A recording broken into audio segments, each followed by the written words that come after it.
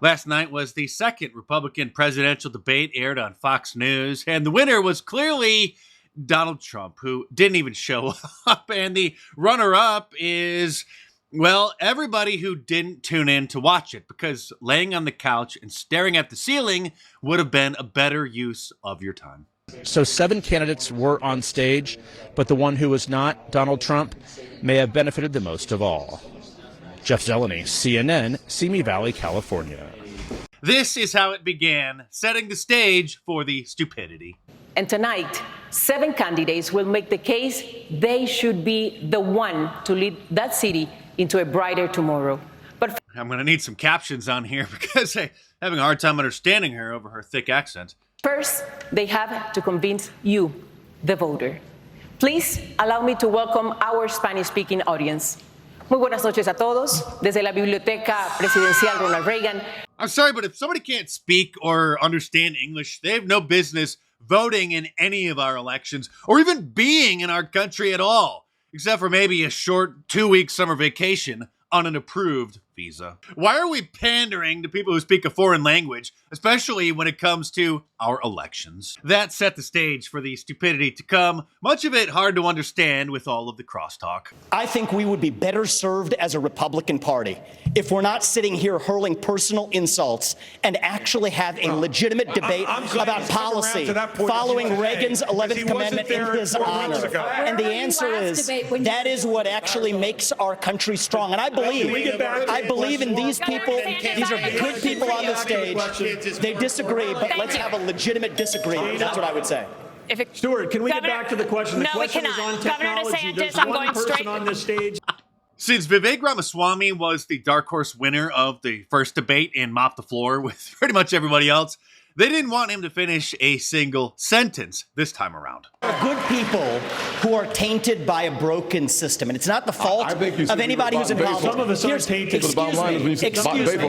Thank you for speaking while I'm interrupting. While I'm speaking. Well, you said Bob Bayful. If I may finish, You can't be on both sides.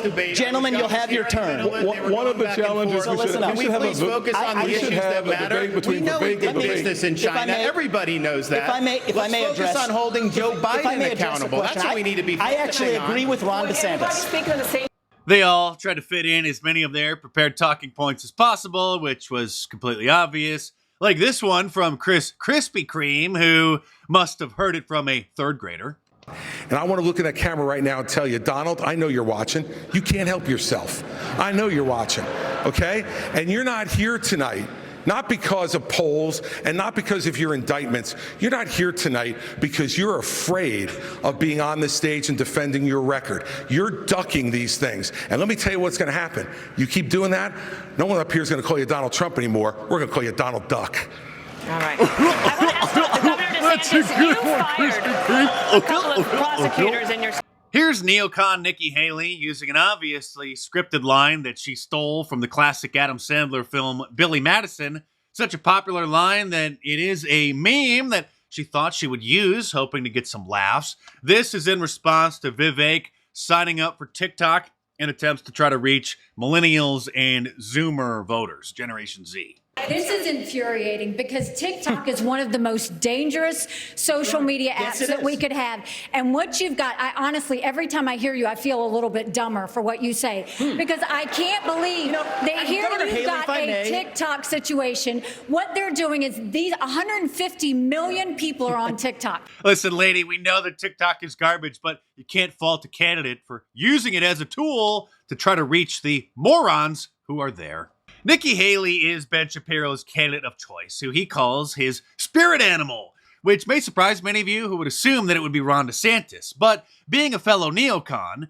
Nikki Haley would love to attack Iran in order to protect Israel, whereas if Ron DeSantis was the commander-in-chief, he would be slightly more reluctant to get America involved in more foreign wars. Psst, that was one of the reasons we attacked Iraq. It wasn't just to preserve the petrodollar because Saddam Hussein stopped selling oil in dollars and switched to euros, which would have harmed the dollar as the world reserve currency. But you're not supposed to talk about that, but you can read about it in my new book when it comes out in about a month and a half. And the co-founder and current CEO of the Daily Wire, Jeremy Boring, issued this statement on Twitter yesterday, saying that he personally believes Donald Trump should be disqualified from being the Republican nominee in 2024. Well, we don't call you Conservative Inc. for nothing. There's one thing that I think we can all agree on, however, and that is Mike Pence is a loser who should drop out of the race immediately. Here is a CNN post-debate focus group. Yes, a show of hands now. Okay, I'm doing alphabetical order. Who you think did best during this debate? All of you. Burgum. That's Doug Burgum, by the way, the governor of North Dakota. I'm sure that most people didn't even know was there. Christie. 0 for Krispy Kreme. Okay, so his toughness didn't appeal to anybody tonight. DeSantis. 1, 2, 3, 4, 5, 6, 7, 8, 9. DeSantis actually did okay. He was much better than he was last time. Haley. 1, 2, 3, 4, 5, 6. Those are the neocons. Those are the Ben Shapiro fans. Pence. Nobody, not a single person. I actually forgot Mike Pence was there until I saw this clip. The debate was aired on Fox News and Fox Business and on Univision, which is one of their corporate conglomerates. And this is only the second time that I ever watched Fox News, the first time being the first debate since they fired Tucker Carlson. But I do have to admit that this guy is right. There was one clear loser for me tonight, and that was Mike Pence. I honestly can't understand what he's doing in this race. He seemed like a broken, deflated man. No one is interested in what he has to say. I think he needs to get out very quickly. In terms of the others... As far as the others, as much as I would prefer Ron DeSantis as plan B if, God forbid, they were to JFK Donald Trump, I must say that Vivek Ramaswamy probably won this debate too. Militarize the southern border, stop funding sanctuary cities, and end foreign aid to Mexico and Central America to end the incentives to come across. And every other foreign country as well. But I do go a step further. You're right about that, Ilya. I favor ending birthright citizenship for the kids of illegal immigrants in this country. Absolutely. Why are we giving citizenship to the children of illegal aliens? What are called anchor babies, because they anchor the mother and the rest of the family to the United States, thus preventing all of them from ever being deported. Because the government is never going to deport the kid since they're a citizen, because that would mean that they would have to be in a foreign country by themselves without their mother. They're not going to split up the mother and the kid. So to fix that problem, you don't grant them citizenship and you deport all of them. And by the way, this is not some unique thing that Vivek came up with. This is actually something that Donald Trump proposed.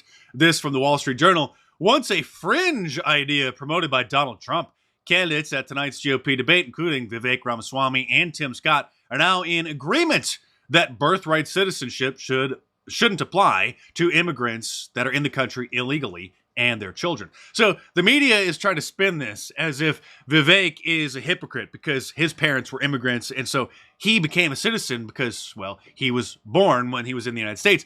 But his parents were legal immigrants. Oh, and by the way, in another slap in Fox News' face, Tucker Carlson aired his sit-down exclusive interview with former Fox News host Bill O'Reilly during the debate. You may recall that during the first presidential debate, he aired his exclusive sit-down interview with Donald Trump. So this time he sat down with Bill O'Reilly. It's debate night, but we're not at the Reagan Library. We are undisclosed with Mr. Bill O'Reilly. Against my will.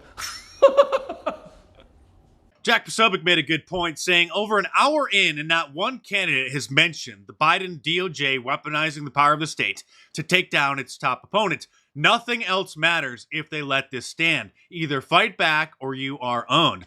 That is correct. And they didn't defend Donald Trump from the witch hunt throughout the entire debate that I saw. Although, in full disclosure, I did fall asleep. When I woke up, Governor Gavin Newsom of California was in the spin room at the debate, campaigning for president. We're the lowest unemployment rate in my lifetime. We're the lowest unemployment rate for women and for blacks and Hispanics. We have the lowest poverty rate for African Americans in our... Sorry, white people, he obviously doesn't care about us and is lying in wait in the event that old Joe has an unfortunate incident and has to drop out. And in 2 months, on November 30th, Ron DeSantis and Gavin Newsom are going to have a debate, even though Gavin Newsom, at least not at this point, maybe by then, isn't running for president. And in this case, Governor Newsom sounds like he's right.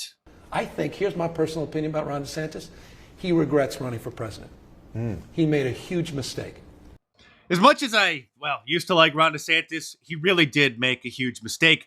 The Republican establishment that was whispering into his ear that Donald Trump's approval ratings would collapse once the indictments started coming proved to obviously be 100% wrong. I, as you know, am Trump or bust, and even if the Republican Party, on a national level, things are different on a state and local level, but on a national level, if the Republican Party is a sinking ship, there's nothing that any of these other candidates are going to be able to do to stop it. So we might as well all go down with the ship together instead of trying to flee like a bunch of rats, because the rats who flee drown first. And save 20% off of any of my shirts at markdice.com today through Saturday by using the promo code Trump2024 at the checkout. So order your Wanted for President shirt, your Conspiracy Theorist or Right shirt, or any of my awesome designs, all available in a t-shirt, long sleeve, and a hoodie, and a whole bunch of different colors as well. So head on over to markdice.com or click the link in the description below. Enter the promo code Trump2024 to save 20% off through Saturday, and check them out.